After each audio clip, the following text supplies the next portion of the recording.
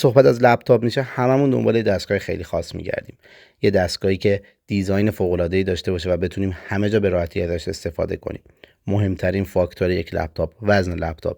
دستگاهی که هم نظر سخت افزاری قدرتمند باشه که واسه افراد متوسط و نیمه حرفه‌ای کارآمد باشه و همین که بتونه توی شغل و جایگاهمون کمکمون کنه. کیبورد فوق‌العاده‌ای داشته باشه، تایپ باهاش راحت باشه و حس خوبی رو بهمون بده.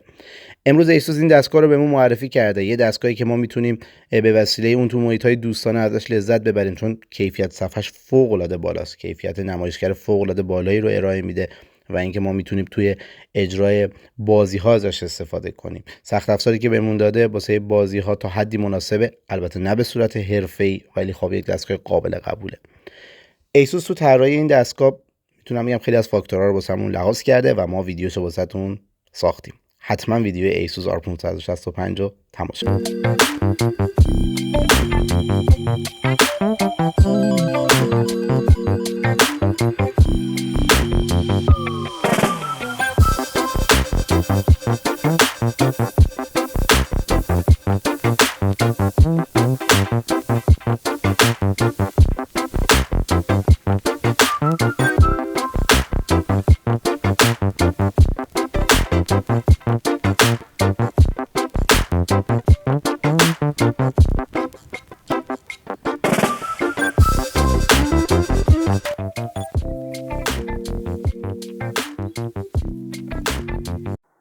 رفقا سلام. امروز اومدیم با یه معرفی دیگه، البته این سری با یه دونه لپتاپ از برند ایسوس. یه لپتاپیه که میتونم بگم که طراحی مدرنی داره، حالا واسه کارهای روزمره و کارهای مقداری حالا حرفه‌ای‌تر خوب عمل میکنه، نه اینکه خیلی حرفه‌ای، متوسط رو به بالا.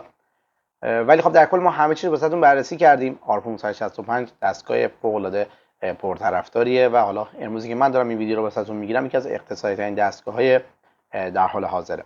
به هر حال ویدیو رو تا آخر ببینید، حمایتمون کنید. اگه سوالی باشه اینستاگرام، یوتیوب و آپارات در خدمتتون هستیم. ما این ویدیو رو واسه خرید، حالا کمک تو خرید واسهتون آماده کردیم و حالا خیلی حرفه‌ای هم ممکنه نباشه، ولی خب بازم حمایتمون کنید. سعی کردیم بهترین حالت ممکن واسهتون تهیه کنیم. بریم که ویدیو رو ببینید و وبسایت خودمون خریدتون رو انجام بدید. لایک و کامنت و دنبال کردن تو آپارات و سابسکرایب تو یوتیوب و فالو کردن تو اینستاگرام هم فراموش نشه. بریم ویدیو رو ببینیم.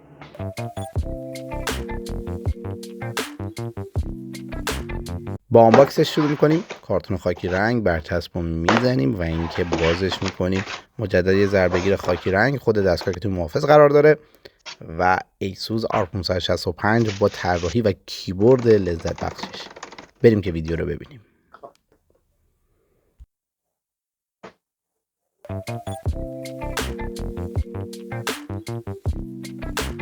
بریم که با طراحی ایسوس R565 همراهمون باشید. دستگاه خیلی خاص که تو نگاه اول واقعا زیبا به نظر میاد. میتونم بگم که طراحی مدرن و خیلی بروزی داره و اینکه از پلاستیک ساخته شده. جنسش از پلاستیک تو رنگ‌های مشکی و خاکستری و سفید عرضه شده و یکی از مهمترین امکانات این دستگاه استحکام خیلی خوبشه. یعنی میتونم بگم که فوق دستگاه مستحکم و دستگاه خیلی خیلی سبکیه. طراحیش به شکلی که وقتی اولین بار نگاه میکنید فکر میکنید که دستگاه فلزیه، ولی خب جنس بدنه از پلاستیکه، ولی خب فوق العاده با کیفیت. صفحه نمایش 15.6 اینچی رو میتونیم روی قسمت جلویی دستگاه ببینیم. وبکم رو میتونیم قسمت بالایی، میکروفون قسمت بالایی نمایشگر مشاهده کنیم و در قسمت پایین هم دقیقاً میتونیم کیبورد و تاچ پد بزرگی قرار داره رو دقیقاً روی قسمت پایین دستگاه مشاهده کنیم. بغلا پورت ها رو میتونیم ببینیم که حالا پورت ها رو تو ادامه کامل بهتون توضیح میدیم. پورت های فوق العاده کاملی روی این دستگاه کار شده و اینکه میتونم بگم که یکی از بهترین دستگاه هاست و لوله ها رو میتونیم قسمت پشتی و قسمت جلویی مشاهده کنیم که لوله ها واقعا استحکام خوبی دارن تو نگهداری حالا صفحه نمایش. به طور کلی میتونم بگم طراحیش فوق العاده زیبا. اسپیکرها قسمت پشتی کار شده و اینکه من واقعا لذت بردم از طراحی این دستگاه.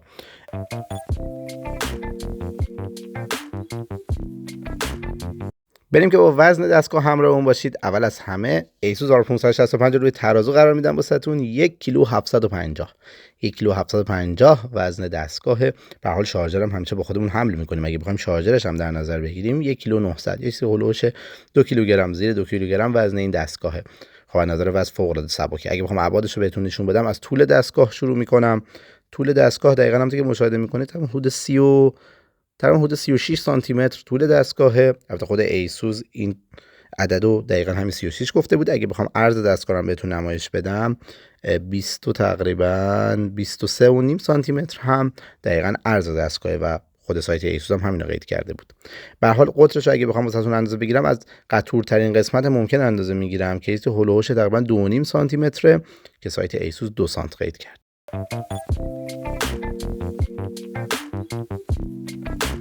بریم که صفحه نمایش R565 رو با هم دیگه بررسی کنیم. یه صفحه نمایش 15.6 اینچی که ایسوس از پنل آی پی اس توش استفاده کرده. رزولوشنی که بهمون ارائه میده 1920 در 1080 فول اچ دی و اگه بخوام یه بررسی کنم میتونم بگم که زاویه دید دستگاه واقعا زاویه دید خیلی خوبیه. اون چیزی که ایسوس تو سایتش اشاره کرده زاویه دید 178 درجه داره. روشنایی صفحه نمایش فوق العاده است که روشنایی 250 نیت بهمون میده و واقعا قابل قبوله و اینکه کنتراست خیلی خوبی رو بهمون ارائه داده. اگه بخوام کاربرد صفحه نمایش بهتون بگم میتونم بگم که واسه فیلم دیدن واقعا دستگاه عالیه، واسه کار کردن واقعا دستگاه خوبیه چون چشم اذیت نمیکنه، واسه بازی هم یه دستگاه قابل قبوله.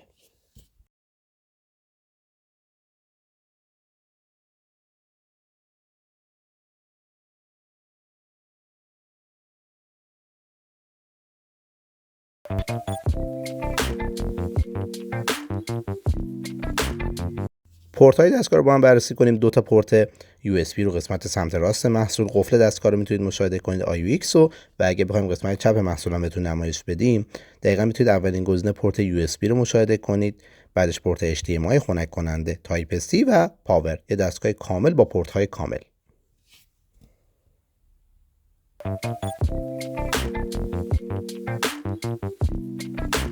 بریم که تاچ پد و کیبورد رو با هم دیگه بررسی کنیم. اول از همه کیبورد ها دقیقاً یک کیبورد جزیره شکل با تاچ پد خیلی بزرگ با کلیدهای مخفی رو میتونیم مشاهده کنیم روی این دستگاه. حالا توی استفاده هایی که من از این دستگاه کردم، کیبورد دقیقاً به خاطر اینکه کیبورد جزیره‌ای بود و حالا حساسیت خیلی بالایی داشت، توی کار طولانی اصلا باش خستگی رو حس نمی‌کردین و کیبورد فوق‌العاده بود. تاچ پد هم خیلی روون عمل می‌کرد. یکی از خوبی‌های تاچ پد این بود که از دکمه‌های حالا مخفی پشتیبانی می‌کرد و اسکرول روی حالا تاچ پد حساسیت خیلی بالایی داشت. در کل میتونم بگم تاچ پد و کیبوردش یکی از بهترین امکانات این دستگاه.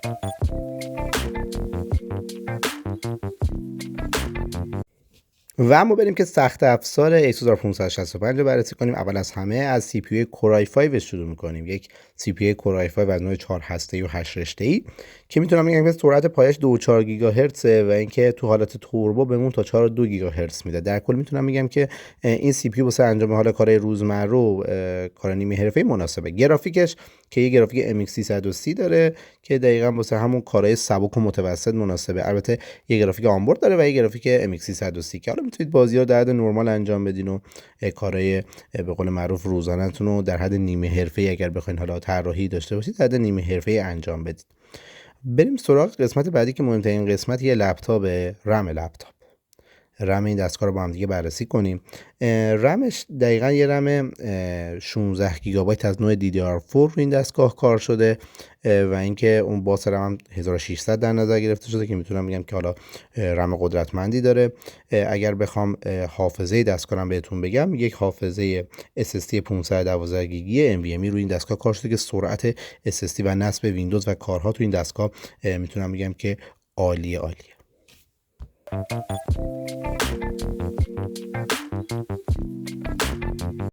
بریم که اسپیکر رو با هم دیگه تست کنیم. ایسوس رو این دستگاه دقیقاً دو تا اسپیکر 2 وات استریو کار کرده که میتونم بگم حالا رو قسمت زیری محصول کار شده، ولی در کل حالا واسه فیلم دیدن و آهنگ گوش دادن اسپیکر خوبیه ولی متوسط عمل میکنه، خیلی با کیفیت عمل نمیکنه. میتونم فقط بگم که اسپیکرهای قابل قبول با خروجی‌های حالا قابل قبولی داره. میکروفونش هم که دقیقاً یه میکروفون خیلی خوب واسه حالا همون مکالمه‌های مثل مکالمه تصویری و حالا ضبط صدا در حد متوسطه. البته صدا هم که دقیقاً میتونید از روی همون کلیدهای فانکشن بالا دقیقاً تنظیماتش رو انجام بدید. در کل اسپیکرش قابل قبوله ولی خیلی خوب نیست.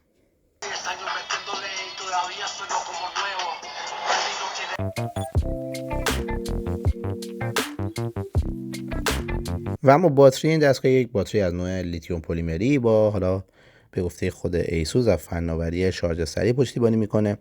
توان حالا باتری رو دقیقاً با استفاده از نرم افزار که ما داریم بهتون نشون میدیم، دقیقاً یه باتری 42 وات بر ساعت که حالا نوع سلولار مشخص کرده. تو استفاده حالا معمولی که ما داشتیم میسی هولوش 4 تا 5 ساعت تونست باسمون دووم بیاره. یعنی ما یه بار شارژش کردیم 4 5 ساعت تونستیم ازش استفاده کنیم. باتری خوب و قابل قبولی رو داره.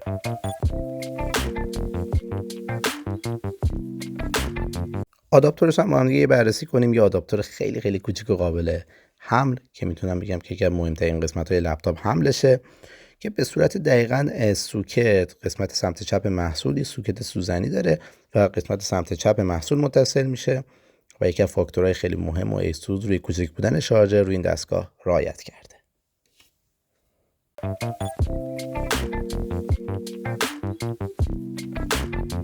بریم که معایب و مزایای R565 رو با هم دیگه ببینیم. اگه بخوام از مزایاش بگم میتونم بگم که طراحی فوق‌العاده زیبا. تو نگاه اول انگار یه دستگاه فلزی به نظر می اومد با اینکه ایسوس از پلاستیک کار کرده بود و اینکه میتونم بگم که از نظر حمل و وزن هم دستگاه فوق‌العاده راحتی بود. سخت افزار نسبتا قدرتمندی داشت. CPU Core i5، 16 گیگابایت رم، SSD 512 و گرافیک MX 330 و صفحه نمایشش هم که یه صفحه نمایش IPS بود که تو طولانی مدت باش به مشکل نمیخوردیم و از رزولوشن فول اچ دی واسمون پشتیبانی میکرد. اما اگه بخوام از ایباش بگم توی این دستگاه من میتونم بگم که کاش اسپیکرها خیلی بهتر کار میشد. به نظر من اسپیکرها ضعیف کار شد. اگر ایسوس واقعا اسپیکرهای قدرتمندی رو کار میکرد یه دستگاه خیلی خاص میشد. ممنون از اینکه ویدیو رو تماشا کردید.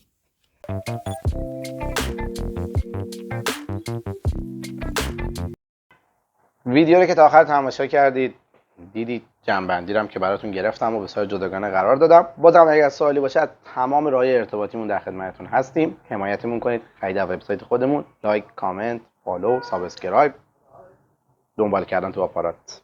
خدا نگهدار.